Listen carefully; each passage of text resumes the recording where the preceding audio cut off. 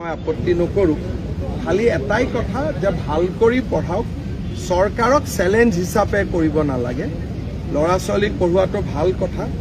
মোৰ তাতো যদি কোনোবা উচ্ছেদিত পৰিয়ালে মোকো পঢ়াৰ সুবিধা খোজে ময়ো কৰি দিম। পঢ়া শুনাটো বাচ্চাক লৈতো আমি পলিটিক্স নকৰোঁ, কিন্তু এইটো মানৱতাৰ কাৰণে কৰিলে আপত্তি নাই।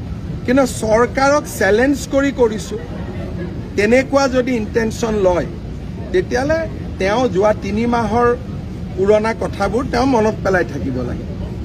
হ'ব, মই আপত্তি নকৰোঁ, খালি এটাই কথা যে ভাল কৰি পঢ়াওক, চৰকাৰক চেলেঞ্জ হিচাপে কৰিব নালাগে।